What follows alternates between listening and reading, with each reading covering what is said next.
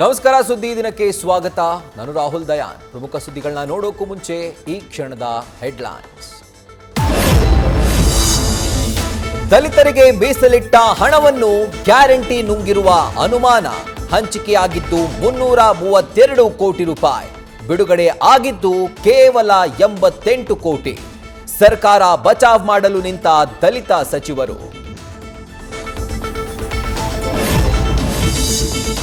Belagavi conductor ಮೇಲೆ ಹಾಕಿದ್ದ POCSO ಕೇಸ್ಗೆ big twist. ದೂರು ವಾಪಸ್ ಪಡಿತೀವಿ ಎಂದ ಅಪ್ರಾಪ್ತೆಯ ಕುಟುಂಬ.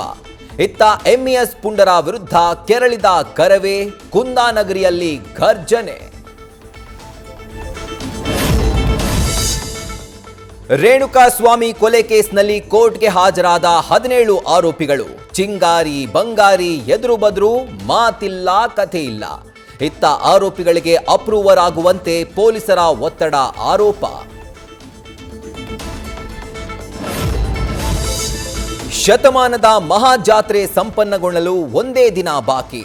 ನಾಳೆ ಮಹಾಶಿವರಾತ್ರಿಯೊಂದು ಶಾಹಿ ಸ್ನಾನಕ್ಕೆ ಭಕ್ತ ಕೋಟಿ ಸಜ್ಜು. ಇತ್ತ ಸಂಗಮದಲ್ಲಿ ಸ್ನಾನ ಮುಗಿಸಿ ಬರುವಾಗ ಅಪಘಾತ.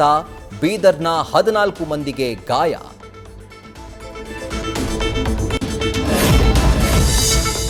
ವಿಶ್ವಸಂಸ್ಥೆಯಲ್ಲಿ ರಷ್ಯಾ ಉಕ್ರೇನ್ ಯುದ್ಧ ನಿಲ್ಲಿಸುವ ನಿರ್ಣಯ.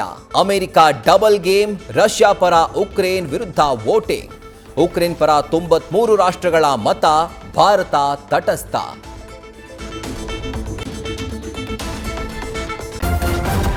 ನ್ಯೂಸ್ ಫಸ್ಟ್, ನಿರ್ಭೀತಿಯಿಂದ ನಿಮ್ಮ ಪರವಾಗಿ.